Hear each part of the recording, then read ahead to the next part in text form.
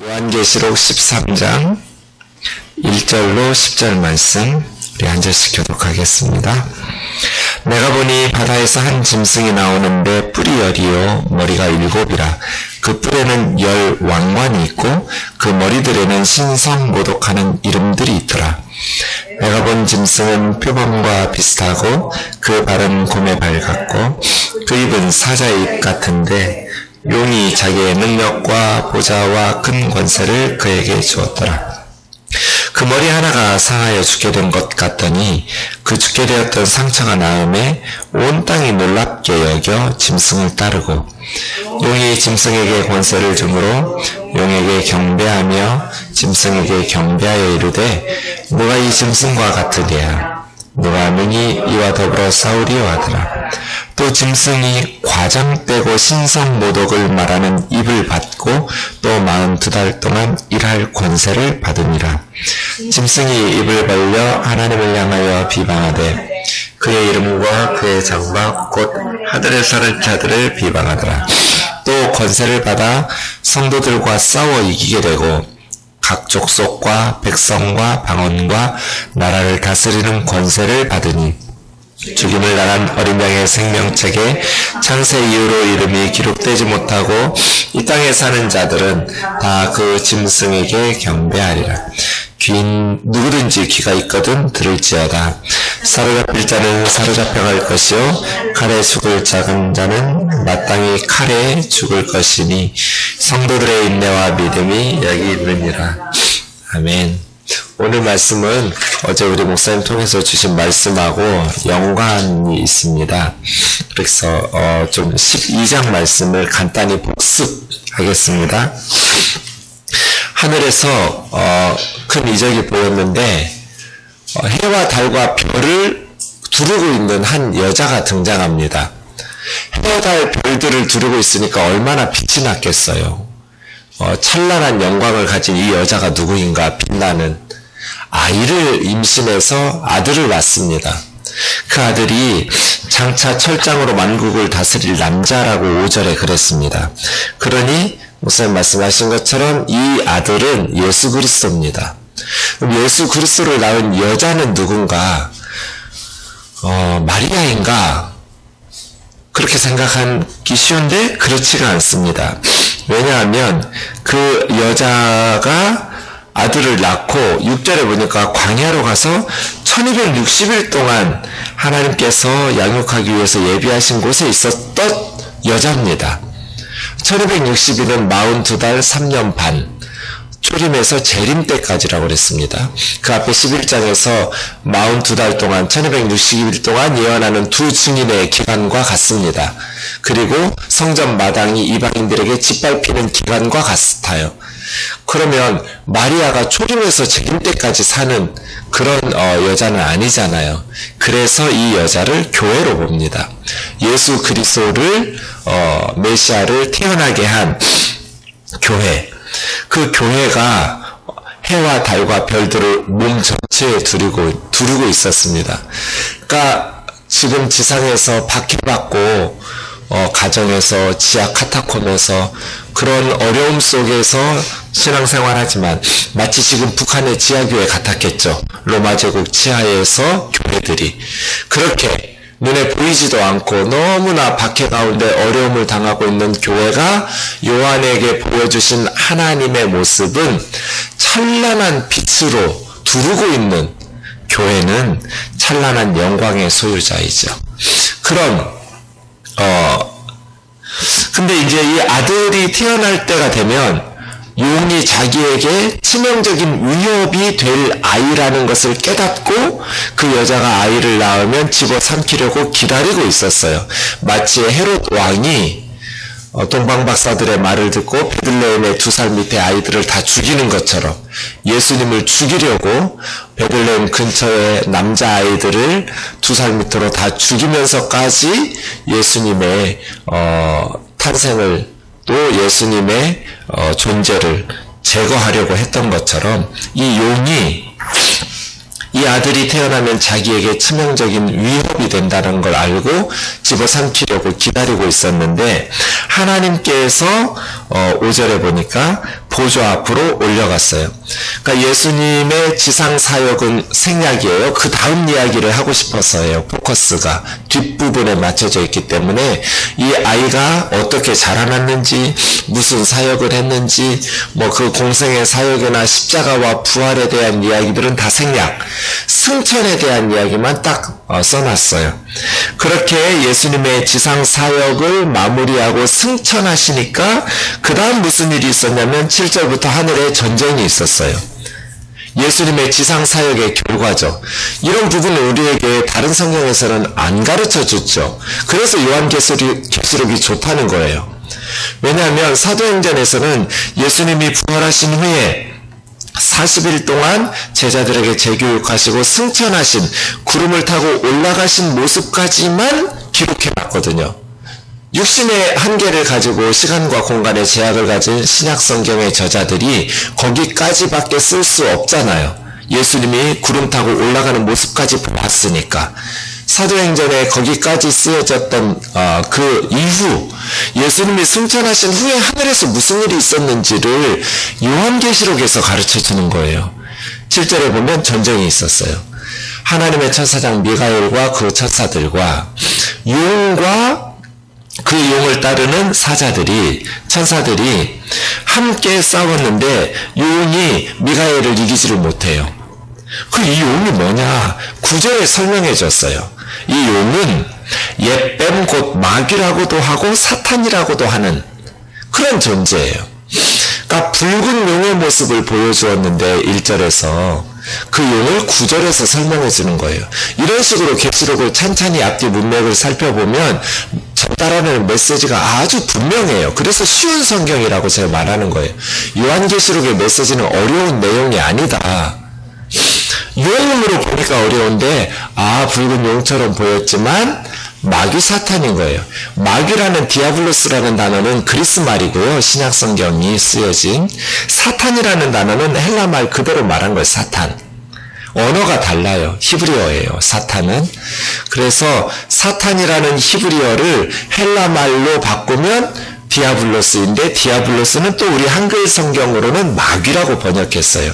그러니까 사탄 밑에 쫄개들이 마귀인 줄 아는데 그렇지 않아요. 마귀라는 단어하고 사탄이라는 단어는 언어가 다른 히브리어와 헬라어 단어로 번역된 거예요. 사탄, 마귀, 디아블로스는 대적하다는 뜻이에요. 그러니까 원래 하나님이 사탄을 만드신 게 아니에요. 천사들을 만드셨는데 반역하들 중에 일단의 무리들이 자기 지위를 지키지 않고 하나님께 순종하지 않으면서 반역한 무리들, 반역하다. 이게 사탄이라는 뜻이에요. 그 사탄이 마귀라고도 하고 옛뱀, 옛날 뱀, 이건 창세기 3장에 선악과를 따먹도록 유혹했던 뱀을 연상시켜주죠. 어쨌든 옛뱀이라고도 불리고 디아블로스라고도 불리고 사탄이라고도 불리는 용이 뭐하는 놈이냐면 온 천하를 꿰는 자. 온 천하는 땅에 사는 온 세상 사람들이겠죠. 세상 모든 사람들을 꿰다라는 것, 유혹한다는 뜻이니까 유혹이라는 것은 거짓말로 속여서 멸망의 길로 이끄는 걸 꿰다고 말하죠. 좋은 길로 인도하는 걸 유혹한다고 말하지 않아요. 이 단어는 거짓 메시지로 속여서 잘못된 길로 이끌어내는. 그래서 사탄이 뭐하는 놈이냐면 온 세상 사람들을 거짓말로 속여서 멸망의 길, 잘못된 길로 꿰고 인도하는 자. 이 용이에요. 그래서 예수님의 지상 사역을 마치고 예수님께서 승천하시니까 천상에서 전쟁이 일어났는데 이 사탄이 미카엘을, 하나님의 천사들을 이기지 못해요. 그러면서 땅으로 내쫓기는 거예요. 이 사탄이 뭐 하고 있었는가? 천국에서 10절이에요.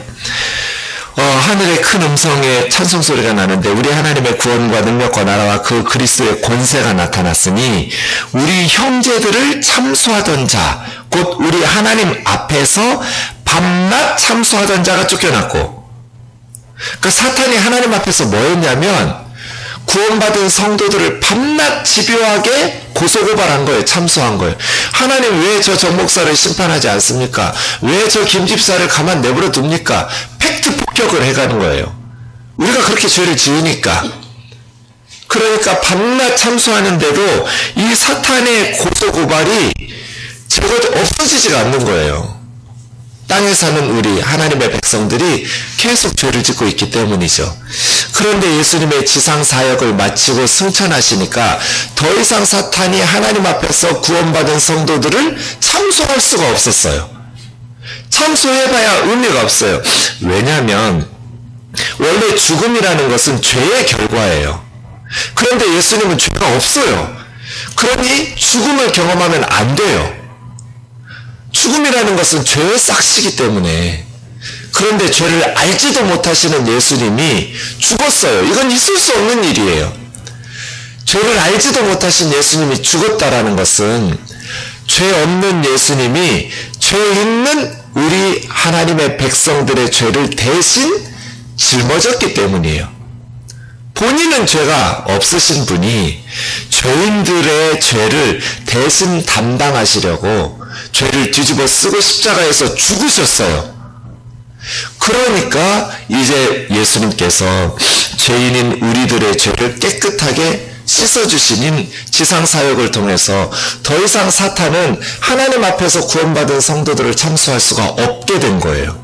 사탄이 참수하려 해도 예수님께서 그래서 내가 죄인들을 자매 형제들을 위해서 대신 죽었다고 십자가에서 더 이상 사탄이 구원받은 성도들을 참수할 수가 없게 돼 있어요. 그래서 하나님 앞에서 사탄의 처소가 사라져요. 사탄이 책상 뺀 거예요. 하나님 앞에서. 그리고 땅으로 쫓겨나게 된 거예요. 11절 보세요. 우리 형제들이 이겼어요. 사탄을, 용을 이겼어요. 어떻게 구원받은 성도들이 사탄을 이겼는가? 어린 양의 피와 자기들이 증언하는 말씀으로써 그를 이겼으니. 그러니까 우리가 의로워서 이긴 게 아니라 어린 양의 피, 그리고 어린 양의 피를 증언하는 그 복음의 말씀, 어린 양의 피에 대한 말씀, 십자가에 예수 그리스도의 복음과 십자가의 말씀으로 어린 양의 피로 사탄을 이기고 죽음의 권세를 깨뜨리고 승리하게 된 거예요. 그래서 우리가 하나님 앞에 구원받게 된 거죠. 이 용이 땅에 내려와서 뭐 했겠어요?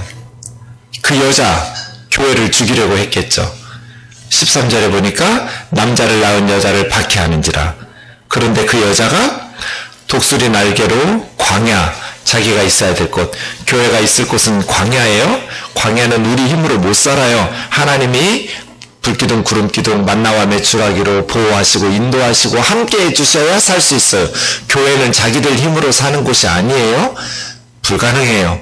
하나님께서 함께 하셔야, 생동이고 뜨인돌이고 불가능해요. 성령께서 역사하셔야 하나가 되고 성령께서 함께 하셔야 교회는 유지가 가능하고 생존이 가능한 광야가 교회가 있을 곳이에요. 광야는 우리 힘으로, 인간의 힘으로 살 수 있는 곳이 아니에요. 그게 교회가 있어야 될 곳인데 그곳에서 한때, 두때, 반때 42개월, 1261, 3년 반이죠.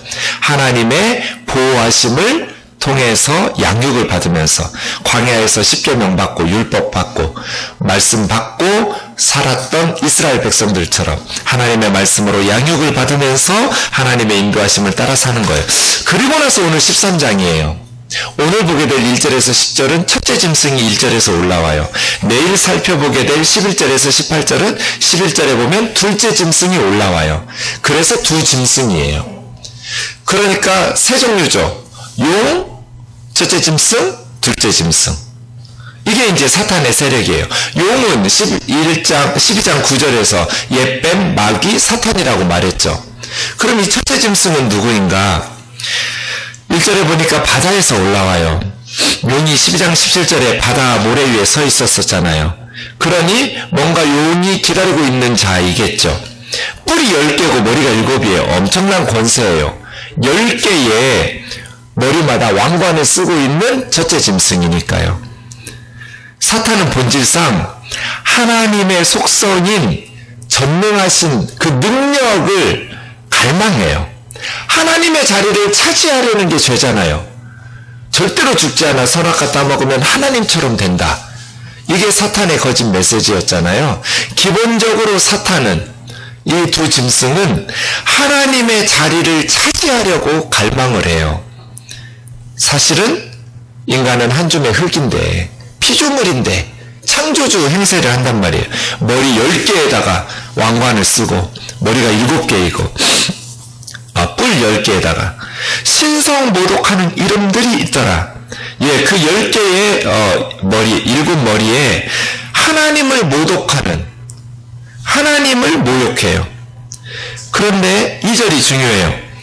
내가 본 짐승은 표범도 같고 발은 곰발바닥 같고 입은 사자의 입 같은데, 용이 이 첫째 짐승에게 자기 능력과 보좌와 큰 권세를 주었다. 그러니까 용 사탄이잖아요. 사탄이 첫째 짐승에게 자기 능력과 보좌와 큰 권세를 주어요. 4절에도 보면 용이 짐승에게 권세를 주므로, 그러니까 사탄이 자기의 권세와 능력과 보좌를 첫째 짐승에게 주는 거예요. 그 3절이요. 첫째 짐승의 머리 하나가 상하여 죽게 되었던 것 같더니, 죽은 줄 알았더니 죽게 되었던 상처가 나음에 온 땅이 놀랍게 여겨 그 짐승을 따르고. 이게 무슨 말인가? 초대교회의 상황에 보면 네로의 귀한 전설을, 네로가 죽을 줄 알았어요. 그런데 이 네로가 다시 살아났어요.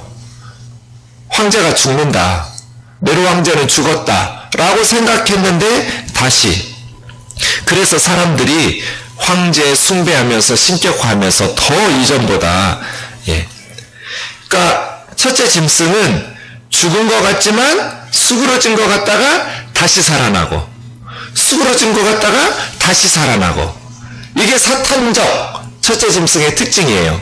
죽은 것 같지만 다시 살아나고, 죽은 것 같지만 다시 살아나고. 그럼 이 첫째 짐승이 뭐하는 사람인가? 4절, 용에게 권세를 받아서, 이 첫째 짐승이 자기에게 권세를 준 용을 경배하고, 또 짐승에게 경배하면서 사람들이 누가 이 짐승과 같으냐, 누가 능히 이와 더불어 싸우리요. 사람들은 이 첫째 짐승과 같은 존재가 누가 또 있느냐고 감탄을 하면서 경배를 하는 거예요.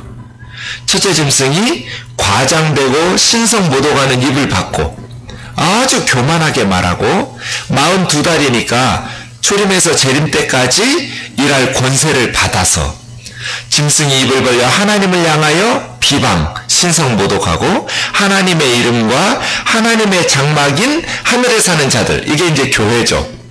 교회는 하늘에 사는 자들이에요. 땅에 있지만 세상의 백성 우상 숭배자들은 땅에 사는 자들이고, 하나님의 백성들, 하나님은 하나님의 백성들 중에 사시니까 그게 하나님의 장막이에요. 하나님의 백성들이. 초대교회는 예배당 건물 없었어요. 성도들, 사람이 교회지 건물이 교회가 아니에요. 하늘에 사는 하나님의 성도들을 하나님의 장막, 그러니까 하나님의 이름과 성도들, 교회를 비방하고 모독하는 것이죠. 또 권세를 받아 성도들과 싸워 이기게 되고 성도들을 박해하고 죽여요. 족속과 백성과 방언과 나라를 다스리는 권세를 받으니 죽임당한 어린 양의 생명책에 창세 이후로 이름이 기록되지 못하고 이 땅에 사는 자들은, 땅에 사는 자들은 다 그 짐승에게 경배하리라. 그러니까 여러분 저를 보세요. 용이 있었죠. 예수님의 지상 사역으로 더 이상 하늘에서 하나님의 백성들을 참수하지 못하고 땅으로 쫓겨난 사탄. 그런데 지금 보세요. 이 세상 사람들이 그 용 사탄을 숭배하는 사람 아무도 없어요. 이 세상 사람들은 누구를 경배해요? 이 세상 사람들이요. 첫째 짐승을 경배해요. 사탄을, 용을 경배하는 게 아니라. 그런데 이 첫째 짐승이 어떤 존재예요? 배후에 사탄이 있어요. 사탄이 자기 능력과 보좌와 큰 권세를 첫째 짐승에게 주었죠. 그랬더니 첫째 짐승이 교만하게 과장된 말을 하면서 신성모독하는 말을 하면서 사람들의 경배를 받죠. 이제 내일 보는 둘째 짐승은 이 첫째 짐승을 성배도록 사람들을 핍박하고 유혹하고 하는 그런 제사장 그룹이에요. 정확하게 우상숭배의 메커니즘은 이렇게 진행돼요. 예를 들면 쉬워요. 자, 로마의 황제 숭배, 황제가 신이에요. 네로 황제가 신. 그러면 사람들은 사탄을 용을 숭배하는 것이 아니라 황제를 신격화하면서 경배하죠. 그런데 그 둘째 짐승이 와서 이제 첫째 짐승 우상도 만들거든요.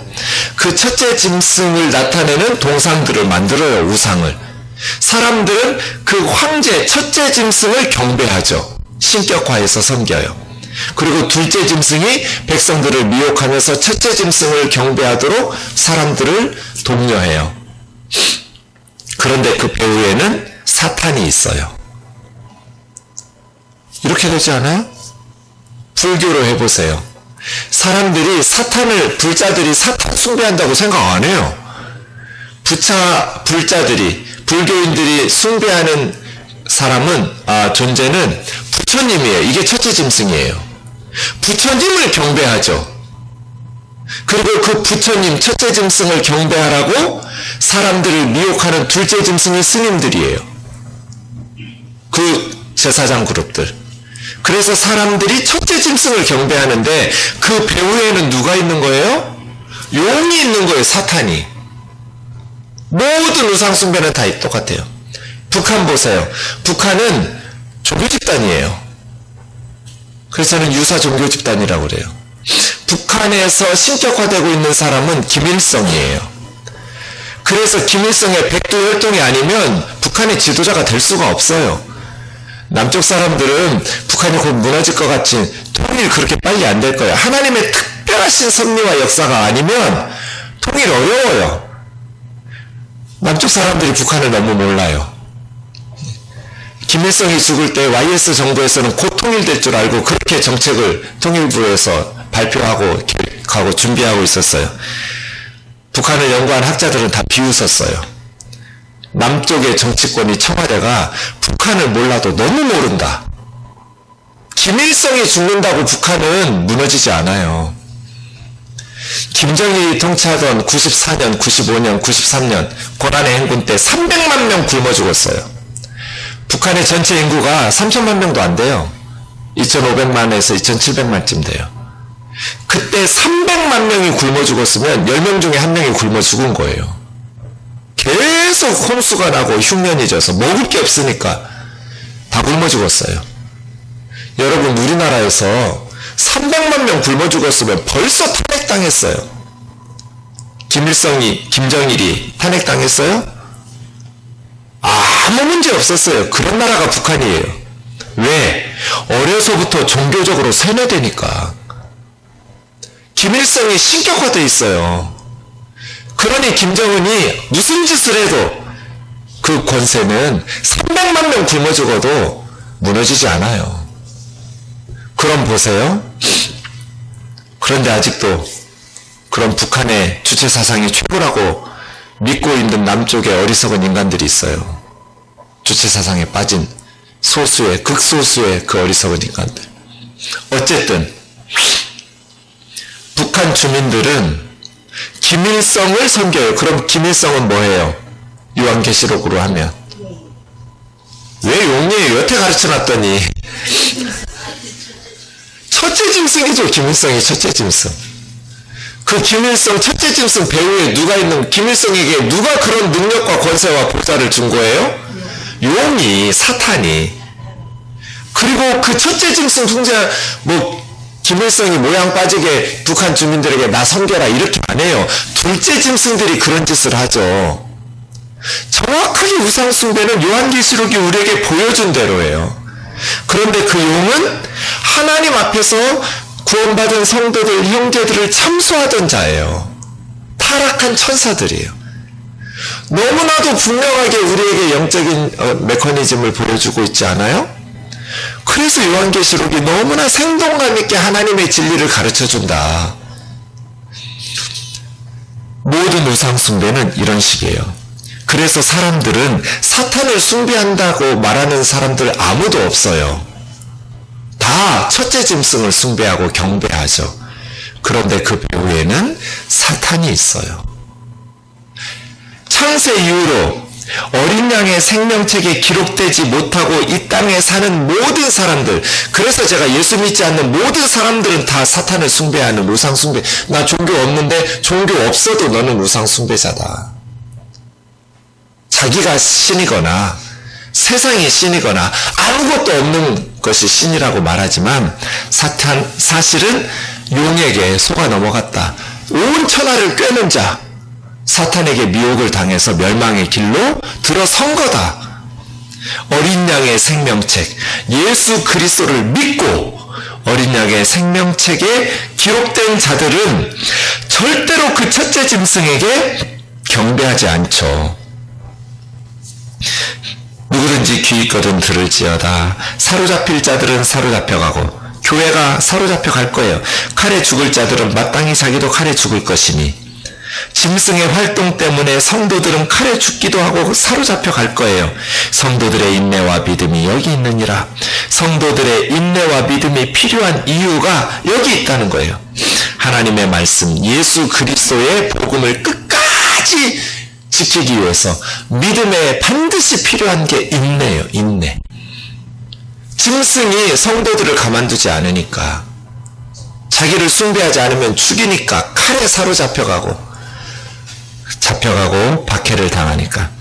그래서 요한계시록은 박해적 상황에 있는 초대교회 성도들에게 보낸 편지, 그리고 이후에 1260일 42달 3년 반 동안 재림 때까지 예수 그리스도를 붙잡고 믿어야 될 모든 성도. 그런데 이 짐승은 죽었다가 살아나고 죽었다가 살아나고 죽었다가 살아나요. 로마 제국이 죽었다가 다시 무슬림이 일어나고, 무슬림이 죽은 것 같다가 다시 공산주의가 일어나고, 죽었다가 살아나고 죽었다가 살아나고 계속 교회를 박해하고 자신을 신격화하면서 사람들의 경배를 받는 힌두교가, 불교가, 이슬람교가 계속해서 하나님의 백성들을 박해하면서 온 천하를 깨어서 자기를 경배하도록 하는 이 첫째 짐승은 재림 때까지 계속 죽었다가 살아나고 죽었다가 살아나고 죽었다가 살아날 거예요. 사람들은 그를 놀랍게 여기면서, 이단들도 그래요. 싸이라는 가수의 장인인 그 어린 양, 장재열인가 무슨 재열인데, 나는 더 이상 교조 안 하겠다고. 그래서 끝냈어요. 그래서 남아있는 성도들이 기존 교회로 갔어요. 그 이단의 수만 명이.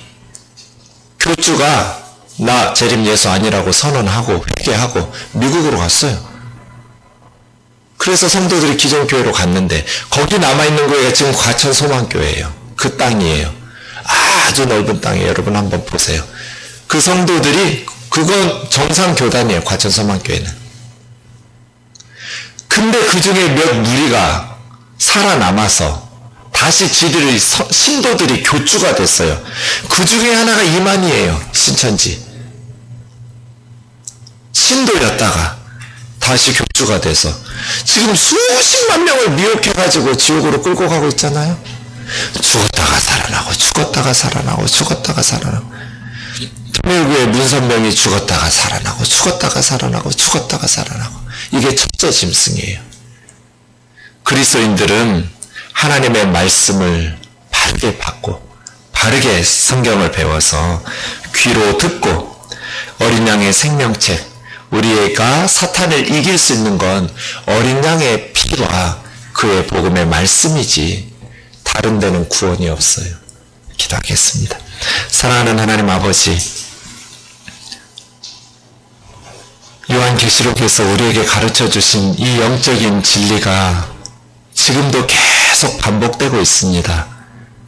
사탄이 하늘에서 쫓겨나 땅으로 왔고, 그 사탄은 첫째 짐승에게 자기 권세와 능력과 보좌를 주고, 사탄으로부터 권세를 받은 첫째 짐승은 사람들에게 경배를 받으면서 사람들을 거짓말로 온 천하를 꿰어서 멸망의 길로 함께 들어가 심판을 받게 되고, 둘째 사망, 유황, 불못으로 들어가게 됩니다. 이 땅에 많은 사람들이 영적으로 무지해서 이런 죽음의 길을 자초하고 있을 때 자비하신 주님, 우리로 하나님의 말씀과 예수 그리스도의 십자가의 복음에 굳게 서서 이 생명의 복음을, 생명의 말씀을 하나님의 백성들에게 잘 가르치게 하여 주옵소서. 교회들이 헛된 곳에 에너지 낭비하지 않고 하나님의 백성들에게 성경을 잘 가르쳐서 이단의 미혹에 빠지지 않고 우상 숭배에, 세상의 거짓에 속아 넘어가지 않는 한 사람 한 사람 바른 믿음으로 세워갈 수 있도록 주여 도와주옵소서. 광야 같은 세상 우리 생동교회를 지켜주옵소서. 자비하신 주님, 사탄의 공격이 극심한 이때에 성도들이 정신을 바짝 차리고 서로 분열하고 미워하고 또 스스로 교만하지 않도록 겸손하게 늘 성령의 인도하심을 받아서 사랑 가운데 한 마음 한 뜻으로 우리에게 주신 귀한 복음 사역을, 선교적 사명을 잘 감당하는 교회가 되게 하여 주옵소서. 예수님의 거룩하신 이름으로 기도하옵나이다. 아멘.